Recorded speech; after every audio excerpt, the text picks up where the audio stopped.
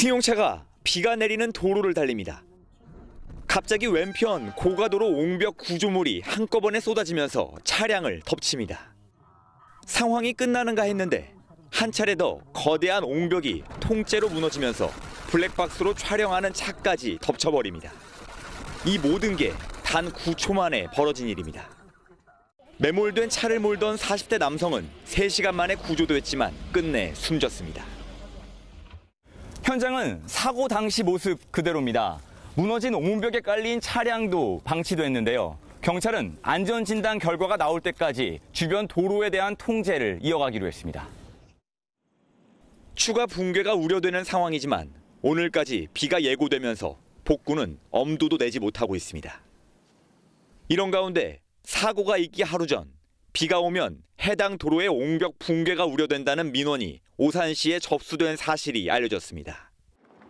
긴급 보강 공사를 하겠다고 회신한 오산시는 장비와 자재 확보를 이유로 민원 접수 사흘 뒤에서야 복구 계획을 세운 걸로 확인됐습니다. 사고 당시 고가도로에서 발생한 포트홀로 고가도로 양방향이 통제된 상태였지만 오산시는 사고가 난 아래 우회도로는 통제하지 않았습니다. 공사를 하려고 장비를 구하고 이제 이틀 후에 하려고 다 준비를 해놨는데 이제 우회도로 나갔는데 이 옹벽이 무너질 거라고는 상상도 못했던 것 같고요. 경찰은 오산시와 옹벽 시공사 등을 상대로 인명사고에 대한 과실 여부를 따져볼 방침입니다.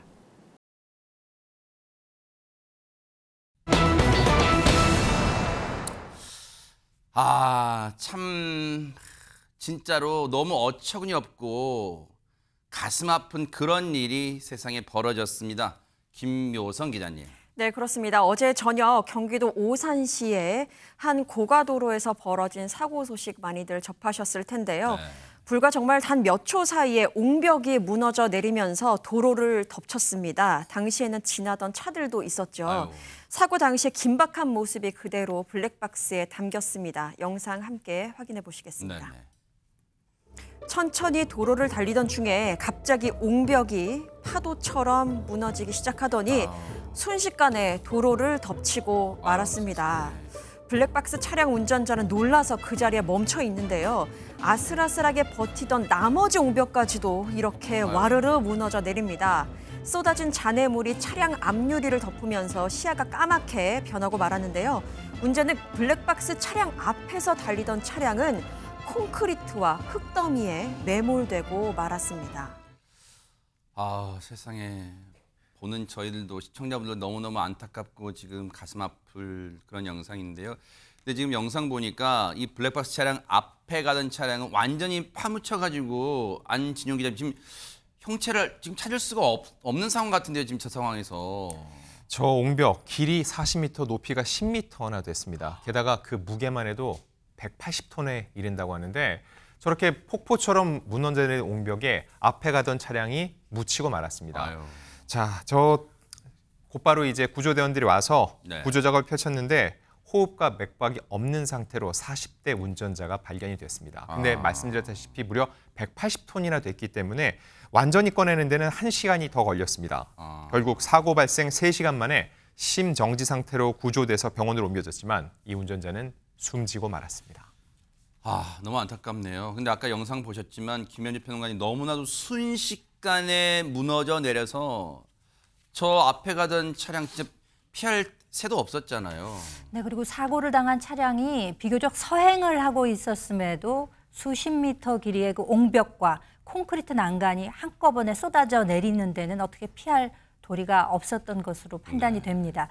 저 옹벽과 난간이 한꺼번에 쏟아져서 도로가 아수라장이 되는데 걸린 시간은 단 9초였다고 합니다. 이 180톤 구조물이 차량 2대를 덮쳤는데요. 앞서서 보신 완전히 매몰됐던 그 차량의 경우에는 안타깝게도 구조는 했으나 숨진 채 그 40대 운전자가 발견이 됐고요. 또 한 차례의 그 옹벽과 난간이 무너졌기 때문에 뒤에 오던 차량은 앞이 까맣게 변했었지 않습니까? 근데 다행히도 이 차량의 경우에는 가까스로 차량 앞부분만 매몰이 됐기 때문에 본인이 운전석 옆좌석에 문을 열고 나올 수가 있었고 특별한 부상도 입지는 않았다고 합니다. 대체 저 거대한 옹벽이 어쩌다가 저렇게 무너지게 됐는지 얘기 들어보시고 이어가 보도록 하겠습니다. 차량은 그 구조물에 완전히 찌그러진 상태여가지고 구조물이 워낙 무거워서 들질 못하는 관계로 뜯어내서 저희가 수작업을 해서 사람을 꺼낸 상태입니다. 확인한 결과 그 추가 차량은 없는 것으로 확인됐습니다. 오산 시내 그 폭우에 의해서 그 붕괴되지 않았나 저희는 그 추정을 하고 있습니다. 추정이라지만 폭우 때문에 저렇게 거대한 옹벽이 무너진다 정말 상상할 수가 없는 사고입니다. 세상에 허준 변호사님. 그런데 이게 막을 기회가 있었던 걸로 보여서 더욱더 안타까움을 자아냅니다. 사고 발생 하루 전에요. 한 민원인이 민원을 제기를 했습니다. 그런데 상당히 상세하고 구체적으로 제기를 했어요. 여기가 위치를 특정합니다. 2차로 오른쪽 집안이 침하되고 있다. 그런데 여기가 보강토로 높인 곳이기 때문에 계속 빗물이 들어가면 붕괴될 우려가 있다라고 하면서 정확한 위치와 주소까지 제시를 했고요. 그리고 자기가 차를 세울 수는 없지만 어딘지 로드뷰 사진까지 첨부를 했습니다.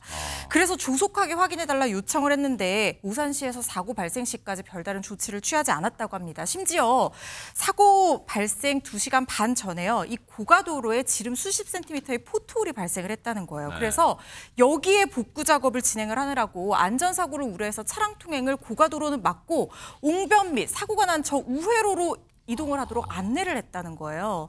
만약에 정확하게 지점을 확인했다면 양측을 다 통제를 할 수가 있었을 것인데 오산시 관계자 얘기에 따르면 이 민원을 보기는 했는데 포토홀에 관한 것으로 알고 이 옹벽에 관해서는 주의를 기울이지 못했던 것으로 보입니다. 이 부분은 나중에 고의 또는 과실로 주의 의무를 제대로 기울이지 않았다고 평가될 여지가 있기 때문에 오산시 측에서도 책임을 피하기는 쉽지 않은 상황이라는 생각이 듭니다. 이건 자연재해가 분명은 일단 아닙니다. 혹시 인재인 부분은 없는지 앞으로 경찰 수사 과정에서 명명백백하게 밝혀내 주시길 바라겠습니다. 고인의 삶과 고인의 명복을 빌겠습니다.